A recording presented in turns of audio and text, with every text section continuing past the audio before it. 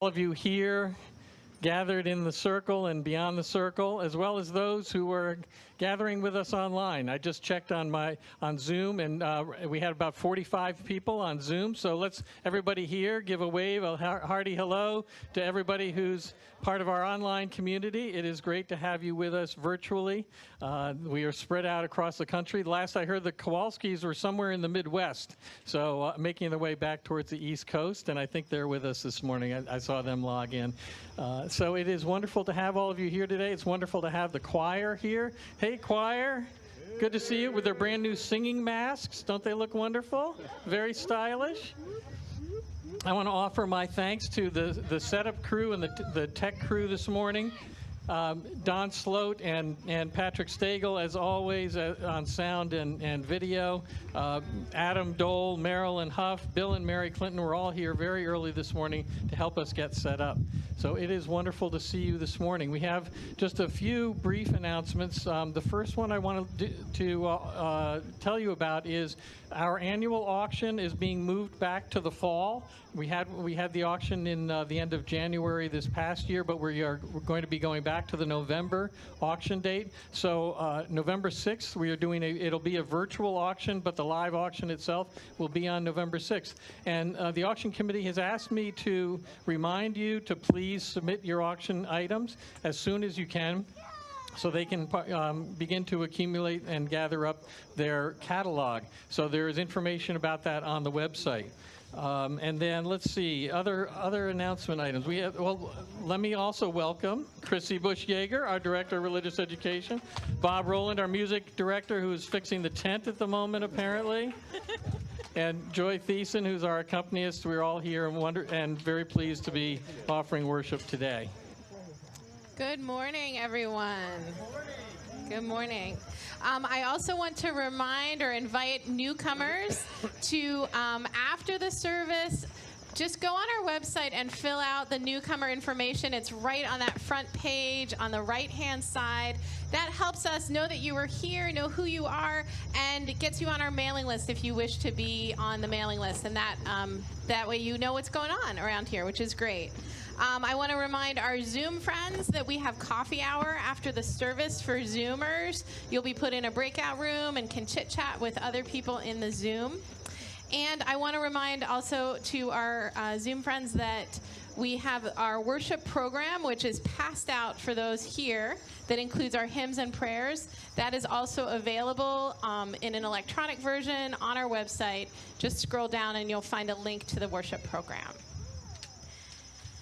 And now, please join us in our opening hymn, Morning Has Come. Please rise in body or in spirit, join in singing.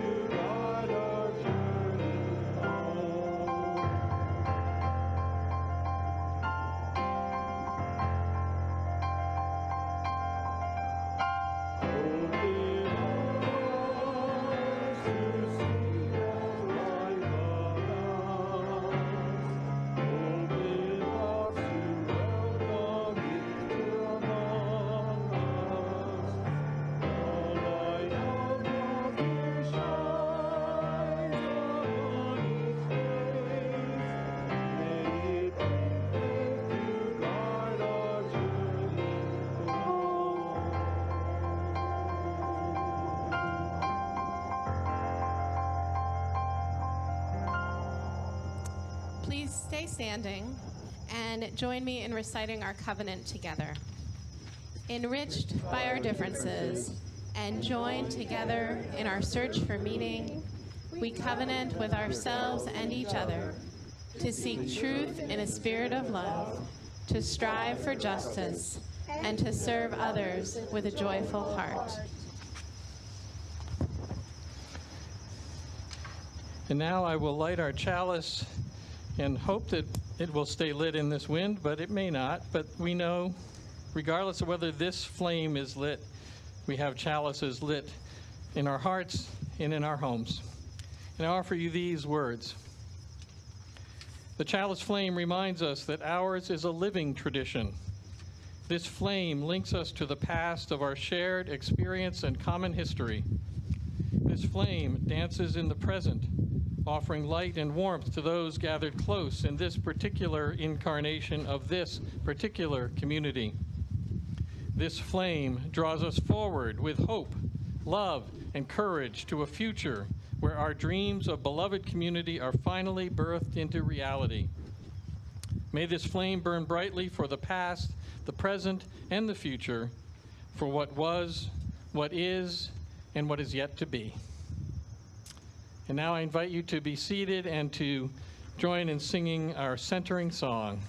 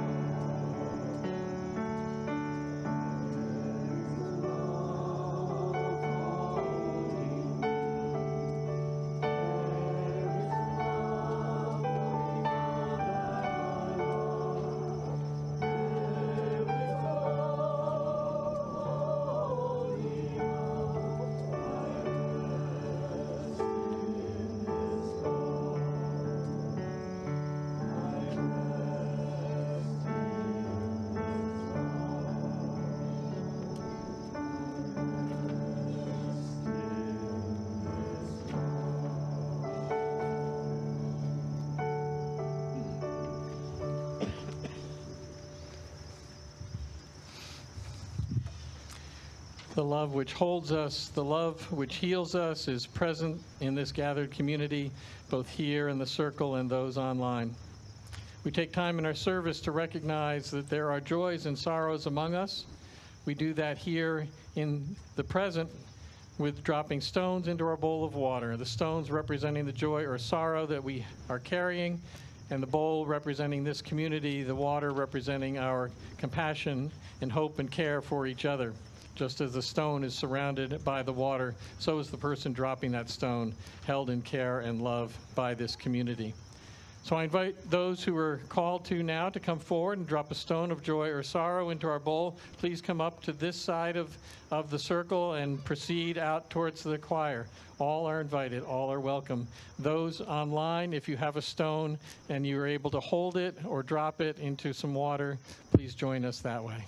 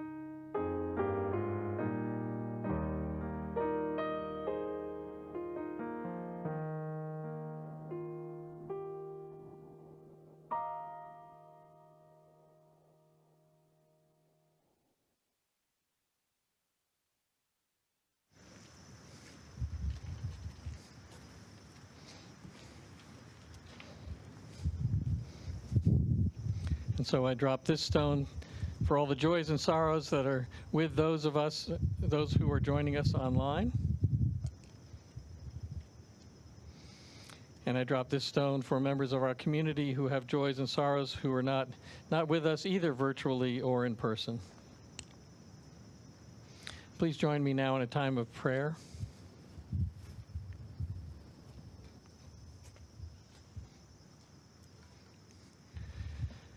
Spirit of life and of love, great and gracious God, that energy and power that flows within us and through us and everywhere and always, which has no name. We offer up our thanks in this moment, our thanks for the opportunity to be together, for the gifts that we offer one another, the gifts of our song, the gifts of our smiles, the gift of our simply looking into each other's eyes. We are grateful for this time. We share with those who are celebrating today the joys in their lives, the happiness that flows through them, which we all need and all benefit from as we are lifted up by those whose spirits are light. We especially join Tom and Ann Cusick as they celebrate their 25th wedding anniversary. And we know, too, that there are griefs and sorrows among us, concerns, anxieties, fears. It is a challenging time for all of us as we send ourselves and our children out into the world. We want to offer our heart up to Randall Duckett, who received a diagnosis this week of melanoma. He is confident they've caught it early, but any diagnosis like that can be scary, and so let us reach out to Randall and his family as they face that new reality. We know that there are others unnamed who, too, are facing anxiety and fear, and so let us open our hearts to each other. Let us be kind and generous and giving and loving, for we do not know what others are facing. May this time now among us be one of blessing. May we feel blessed, and may we bless one another. We offer up these prayers in the name of all that is holy and in all the holy names. Amen. I'd invite you, if you're comfortable, to rise in body or in spirit and join in the movements that we now accompany our singing of Spirit of Life. And Chrissy and I will lead these. Melissa Nedza was going to be here today, but she's a little under the weather. So unfortunately, she's not here to lead us, but I think we've done this a few times now. So let us sing and move to Spirit of Life. If you remember the Chalice Flame.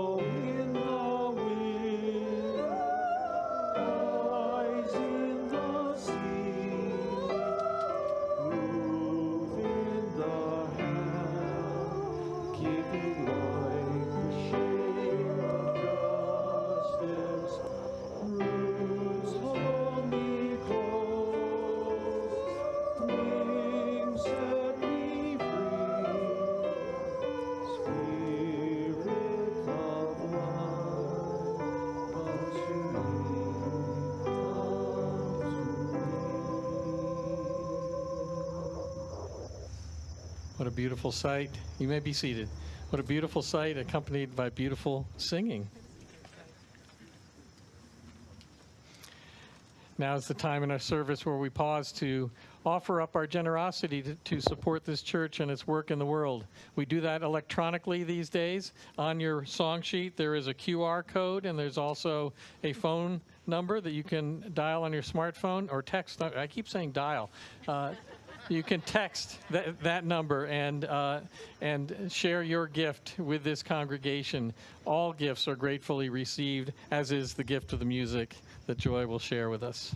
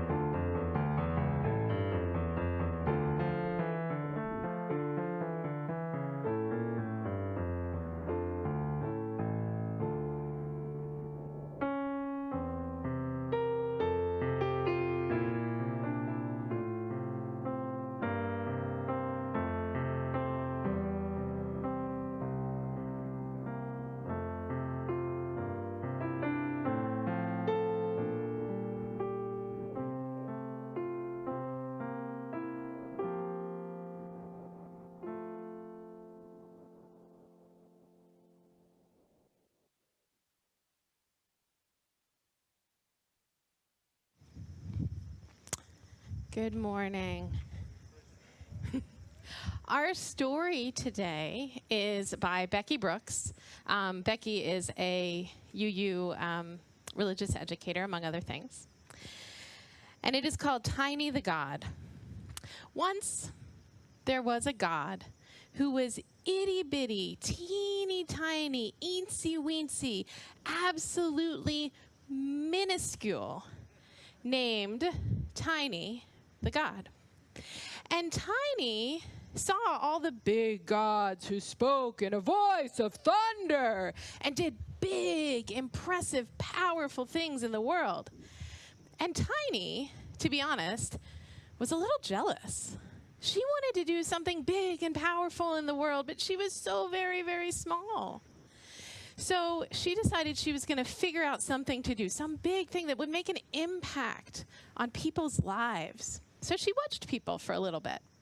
She watched them and she noticed what they were feeling and what they were doing and what they were saying to each other. And Tiny figured it out. She knew what she was going to do. So she made herself even smaller than she already was, itty bitty, so small that she could ride on the breeze. And every evening, Tiny would ride on the breeze, and she would whisper in people's ears, "You are not alone.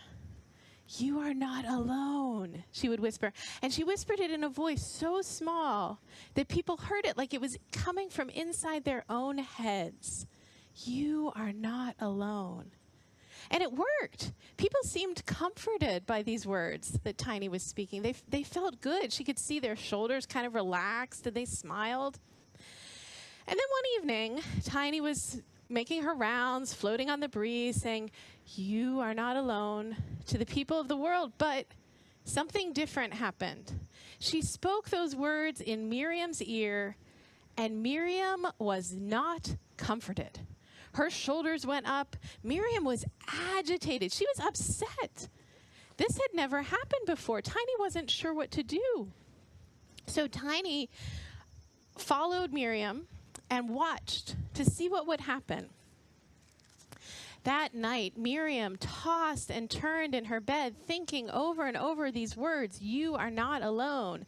You are not alone." It was bothering her, and she couldn't quite figure out why. The next morning, Miriam woke up, and she went about her day as she normally did. She made herself a cup of coffee, she sat down with her phone, and she started scrolling through the news. This is what Miriam did every day. Normally, she would just kind of scroll along. She might read an article if it appealed to her. But she was reading, and this time, today was different. Today, she was paying attention to the things she was reading. And Miriam noticed something. She noticed that the people that she was reading about were people like her.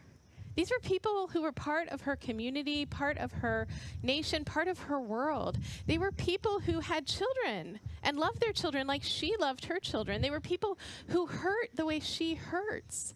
They were people who had hopes and dreams like she has hopes and dreams. And Miriam realized, I am not alone. I am connected to all of these people. I can help them. Now, this was a revelation to Tiny. This was not what Tiny was expecting. So Tiny kept watching Miriam. She watched. The next day, as Miriam went to work and overheard Miriam talking to a coworker about a law that was being debated in the government. And she watched as Miriam came home and wrote a letter to her senator about this law. She watched as Miriam put some extra groceries into her cart at the store and then put those groceries on the neighbor's porch with a little note. And Tiny especially noticed this one time when Miriam got a phone call late at night, later than the phone normally rang. And on the other end of the call was a friend that Miriam hadn't spoken to in years. And the friend said, I feel so scared. And Miriam said, I can listen to you. And she got down and she sat in a comfy chair and she held the phone to her ear and she said, you are not alone. I am here. You are not alone. I am here. You are not alone. I am here. Tiny realized in that moment that she was nothing without Miriam's hands and heart and spirit in the world. That what Tiny needed, what the world needed, was what Miriam had learned to give. From that moment on, Tiny was relentless in spreading the gospel of you are not alone. Instead of just floating on the breeze in the evening, Tiny floated on the breeze in the morning and the afternoon and all night long, all day, every day, until Tiny became the breeze itself. You can still hear Tiny sometimes. You can hear her on my microphone when it crackles a little when the breeze goes past. So that's why there's no monuments to Tiny the God. There's no holy books written about Tiny. Just a breeze and lots of helping hands and loving hearts and generous spirits all throughout the world. You can hear it on the breeze. You are not alone. I am here. You are not alone. I am here. You can hear it in the desert when someone leaves water for people who are passing through. You are not alone. I am here. You can hear it in the hospitals, in the jails, in the refugee camps. You are not alone. I am here. You can hear it here in our sanctuary, and you can hear it out in the world, anywhere and everywhere. You can hear Tiny's voice. You are not alone. I am here. Thank you for listening to my story today.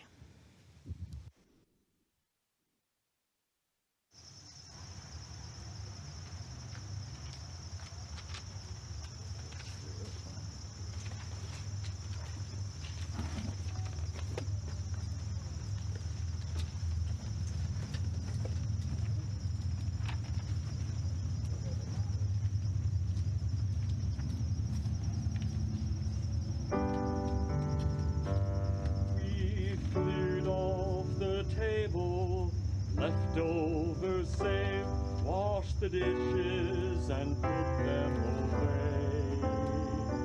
I've told you a story, tucked you in tight at the end of your knockabout day.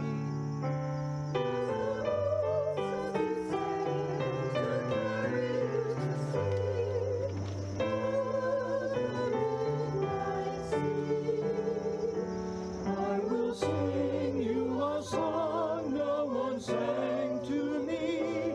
May it keep you good company. Or you can be anybody you want to be.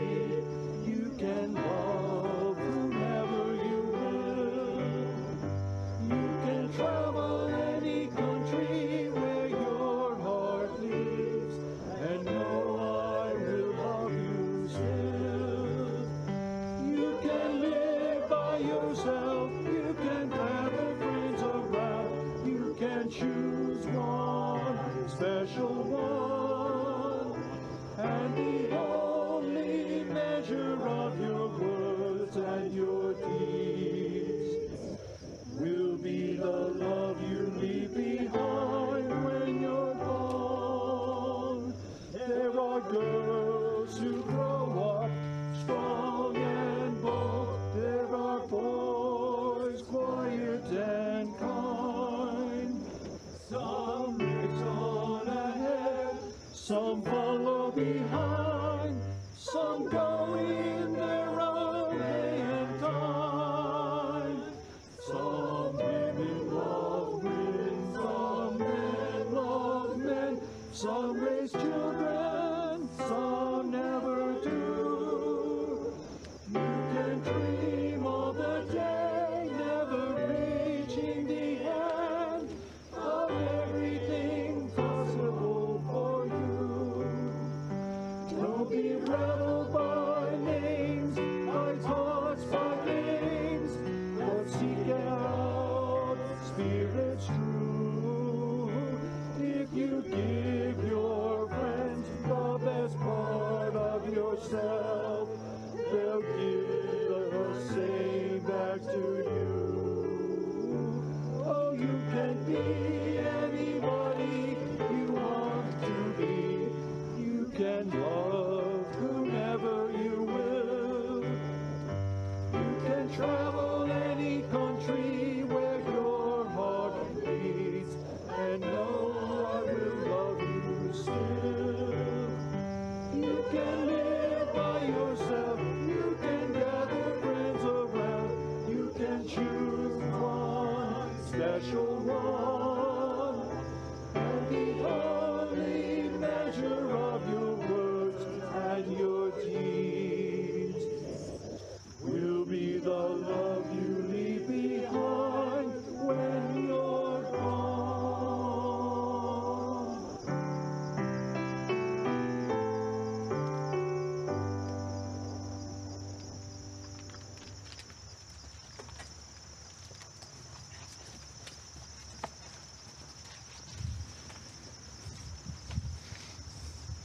Thank you. That was Skip Seeloff singing that solo at the beginning. Thank you, Skip. Wonderful job. Oh, it was Craig singing too? I'm sorry. I thought it was just Skip. Skip and Craig. So that song that we just heard, Everything Possible, was written by Unitarian Universalist minister Fred Small. Fred is currently working as executive director of Massachusetts Interfaith Power and Light, and he's also the Minister for Climate Justice at the Arlington Street Church in Boston. He has a background practicing environmental law, and he's also a singer-songwriter, obviously. Bottom line is, he is a very talented guy. I've met Fred a few times at ministerial events, and while being a fierce advocate for environmental justice, he is a kind and gentle man. And this song he wrote, which is found in our turquoise hymnal. Remember hymnals? You have hymnals. Remember hymnals? It's in our turquoise hymnal. It's a kind and gentle song. Some have called it a lullaby of inclusion, and it has become a standard of LGBTQ choruses worldwide. It's got a hopeful, affirming, upbeat message that reminds us that whoever and whatever we're called to be, we can be. It tells us that as long as we're loving, we'll receive love in return. And of course, that's a valid and validating and valuable message we want to believe.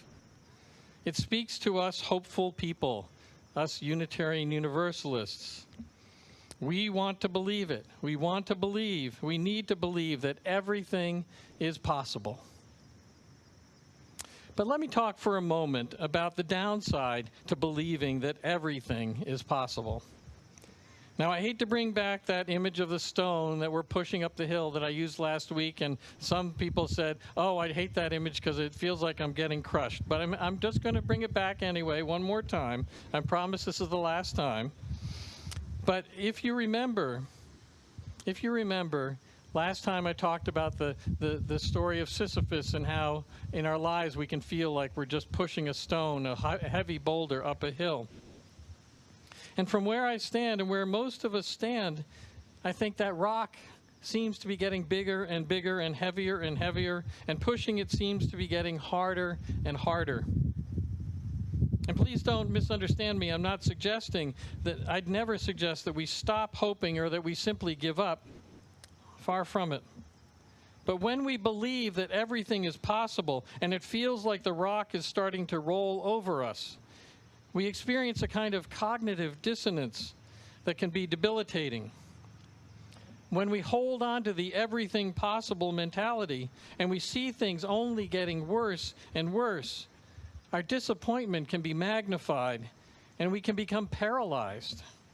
Why bother? Why bother, we start to say to ourselves, I can't make a difference. And then we sit and we fret, and perhaps we even are sucked down into that slough of despair where all we can do is nothing. Nothing.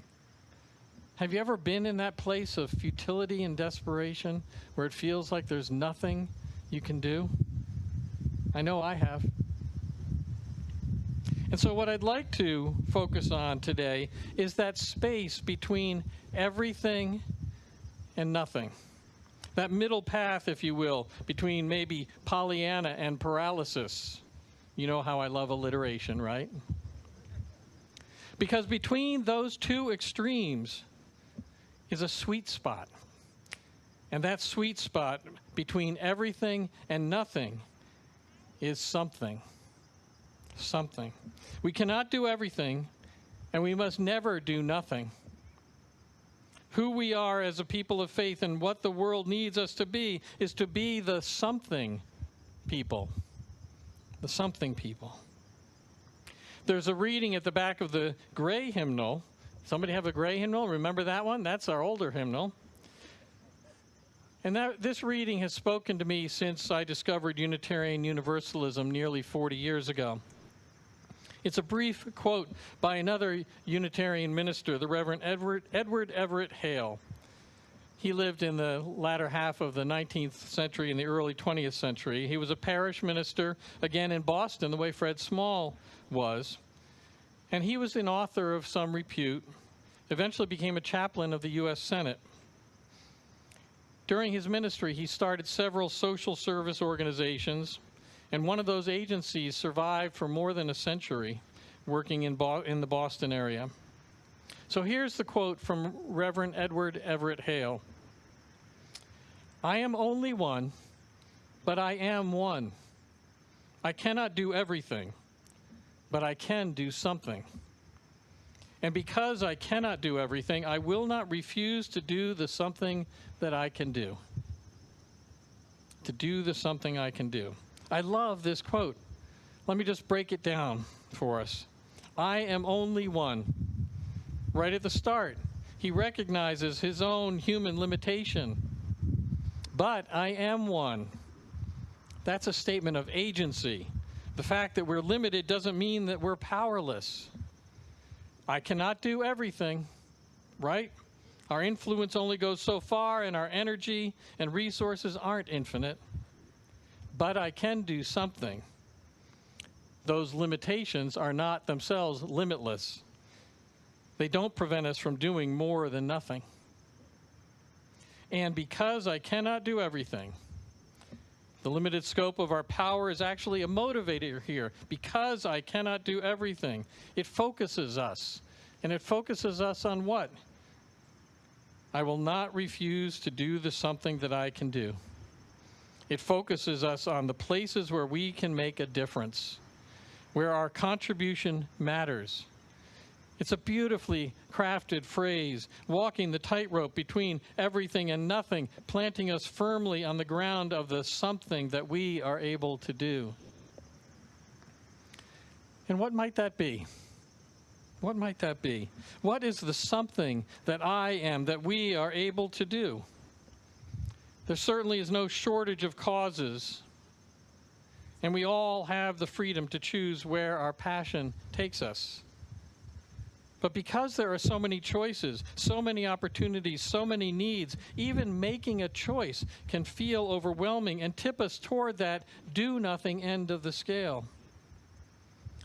So this year, here at UUCDC, we're planning to focus on two vitally important issues: working toward becoming an actively anti-racist community and working to preserve our democracy. And one of the ways we'll be doing that, something that we can do, is by joining with other UUs in advocating for justice at the State House in Harrisburg through our statewide advocacy network, UU Justice PA. The somethings that we can do to support our congregation's work to become an actively anti-racist community include attending the workshop that's coming up on October 16th. I think most of you, if not all of you, got this yellow sheet and online. Hopefully you see that it's available electronically, but it gives you details on how to sign up for that workshop that's being led by our own Donna Harris. You can also join the UUCDC Anti-Racism Coalition, which meets every month. We have more than 50 of our members on that mailing list for the Anti-Racism Coalition. Maybe you want to join it as well. And then there are bi-weekly anti-racism and allyship conversations conducted online. The next meeting of that group, I think, is tonight. Is that right? No, not tonight. Tuesday night. So that, and again, there are links on that sheet for you. Thank you, Jennifer, for leading that, helping to lead that. So these are just a few of the somethings that we can do to help UUCDC live into the 8th principle, which calls us to build a diverse, multicultural, beloved community by our actions that accountably dismantle racism and other oppressions in ourselves and our institutions. Now, we also know that our democracy is under siege these days, from those seeking to perpetuate the big lie of voter fraud in the 2020 presidential elections to states passing voter registration and other legislation that seeks to disenfranchise whole segments of our society. And make no mistake about it, Pennsylvania is a battleground state. If you don't believe me, just look at how Republicans in Harrisburg are spending our tax dollars to investigate fictitious fraud in the last election, and how 13 Republican legislators have sued to declare the mail-in voting law unconstitutional, even though 11 of them voted for that law. How do we save our democracy? That sounds like an everything kind of task to me. It's too overwhelming to think about, right? But the something that we need to do is pretty simple. We need to vote, even in low turnout elections like we're having this fall, maybe especially in low turnout elections, because in off-year elections, every single vote counts even more. This November, there are local, county, and statewide races that are critical to the future of our democracy.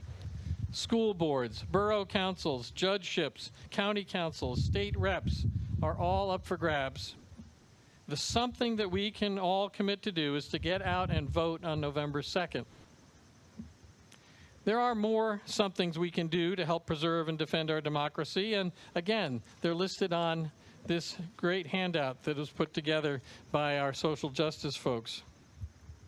But I want to take a moment, just a moment, to recognize a few of our members who have been and are doing some bigger somethings in our fight to defend our democracy.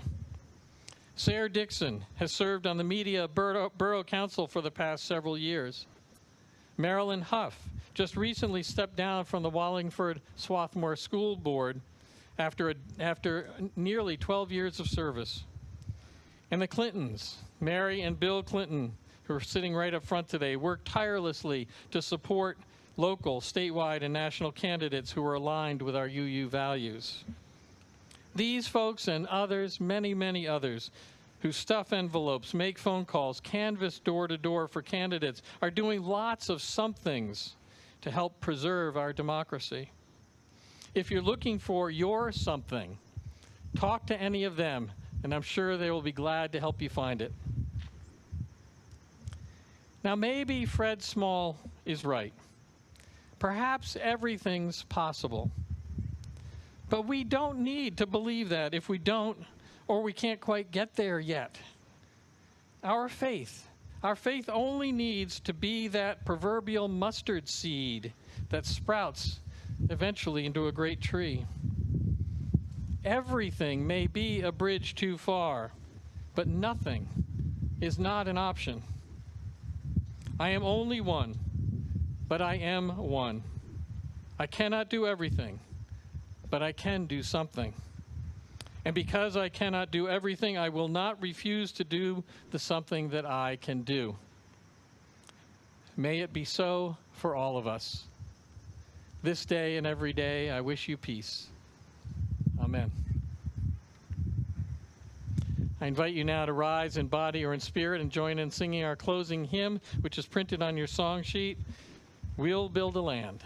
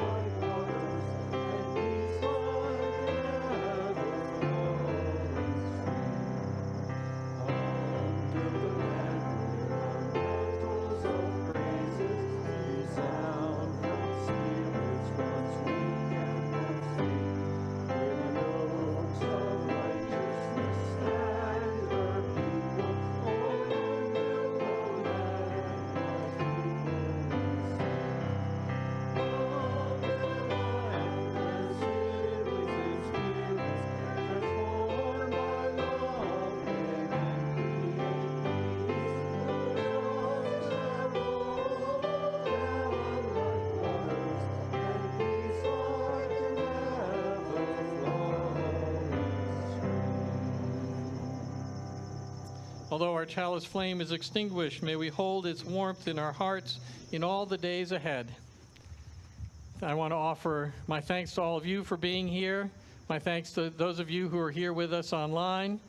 Thank you, Bob and the choir and Joy, for the gift of your music today. Chrissy, thank you for your time for all ages. Thank you to our tech people, Don, Patrick, Adam, Marilyn. Thank you, Bill and Mary, for helping to set up. Thank you to our hospitality teams. It takes a village to offer worship. It is so wonderful to have all of you here in this time. And now is the time for our benediction. And if you know our benediction, you can hold both hands up, but it's also printed on your song sheet. We hold the hands up like this, representing how we used to hold hands together when that was what we did. Hopefully we'll get back to that at some point. For our online people, we hold hands with you as well. And let us say the words of our benediction together. For those who come here seeking God, may God go with you. For those who come embracing life life, life return their affection. for those who come to seek a path. May a way be May a found, way be Found. take it step by step. Blessed be. Yes, we could hear the online people. Yay. Thank you, everyone.